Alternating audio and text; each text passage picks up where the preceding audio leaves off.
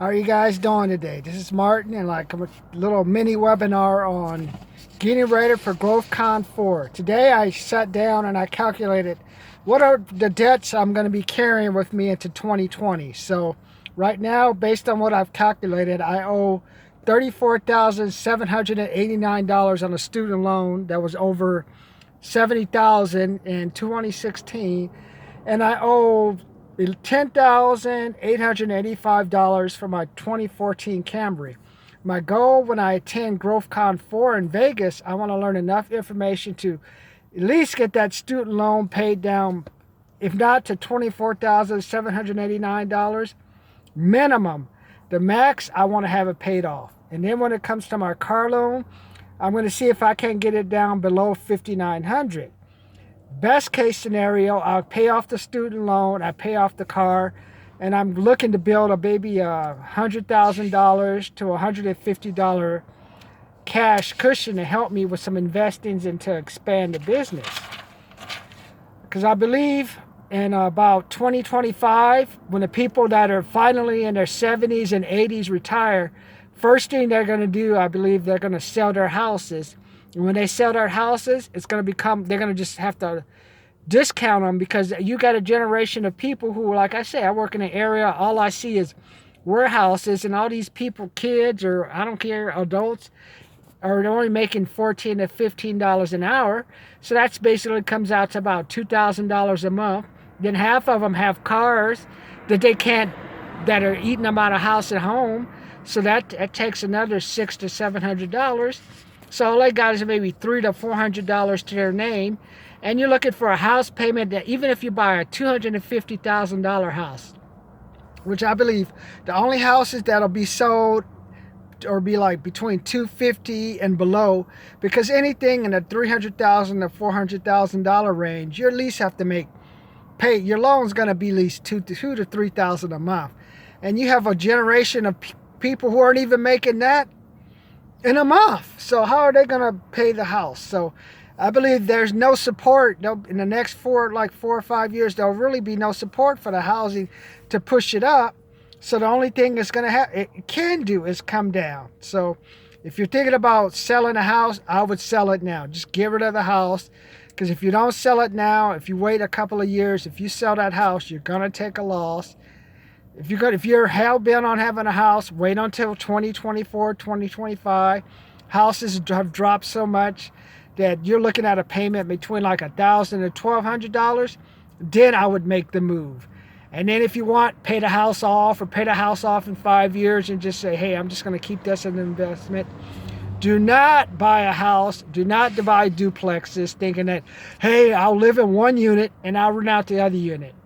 I did that 2 times over, and it was a total disaster. One thing you'll realize when you don't have a lot of units and you rent is just you don't have any margin for error, and that was my mistake. I could pay the rent on a unit in the back, but is the person in the front unit going to pay the rent? I remember I had a duplex. I had one that was filled by a lady in the back. She lived with her son, single mom. I also had a unit in the front where I had a couple, like a lady living, a bunch of cats pissing on the carpet. They were paying $500, $550, and I raised the rent $50. You know what kind of hell they put me through, man? They're like, oh, that's too much. I can't pay for that.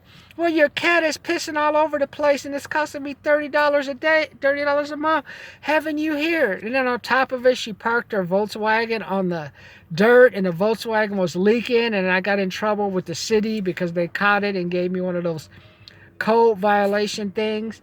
Now, if I had did like Grant Cardone says, or any type of real estate investor, it's the number of units. So if I had at least 14 to 16 units to start with, at least I would have had enough money.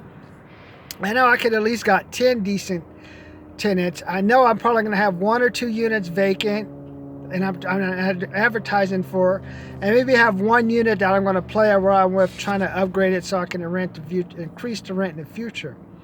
But when you only have 2 units, you just don't have any type of margin for error. So that's number 1.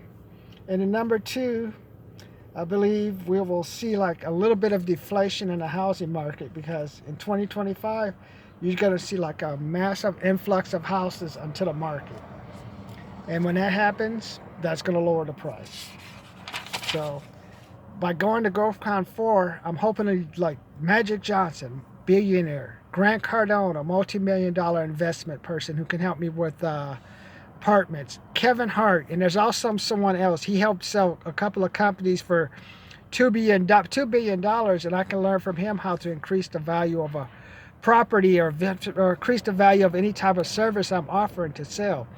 So by investing $5,000, I'm looking to at least get a minimum of like a 20x, 30x return, because I already have the business structure in place, but now I just need to fine tune everything. And if you drive around, I've been driving around, stores are empty, man. I went to like the Cabazon outlet today, Tuesday, empty. Yesterday at 8, it was like kind of packed with all the retail people there. So that tells me a lot of these retail stores have like started to cut back on their staff, and now you're down to like, instead of 4 or 5 people working, now you're down to usual maybe 2 person with an extra person coming in the afternoon. So I believe now in 2020, this is my time to make a move. Learn from the experts, apply it, improve my sales skills, turn around, pay off my debts, and have an option to buy some extra items or stuff on the side that I can increase and resell to the market. So I don't know, you guys getting what I'm saying? Does this make sense?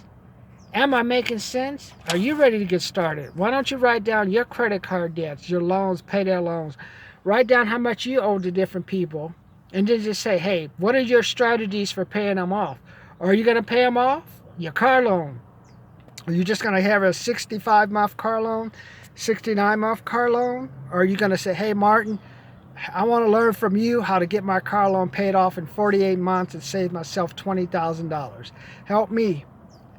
So write that down. I want you to like and subscribe. And then today was just mostly learning about, these are my 2 major debts. If I wipe these debts off, that leaves me an extra $50,000 to play with coming to 2020, minimum, unless I really go out and do some selling. But I want you guys to write down now, what do you owe? What's your car loan? What's your strategy? And what could you learn if I went to GrowthCon 4, took notes for you? What were some questions you would want me to ask Magic Johnson, Grant Cardone, Kevin Hart, and the other people there who have started business? Or just a person sitting next to me has 30 people in his business. And what can I learn to help? What can we do to help you avoid being one of these? I don't want you to be one of the people, 7 out of 6 people working, living paycheck to paycheck. What can we do to make sure you don't fall into that? Do you agree?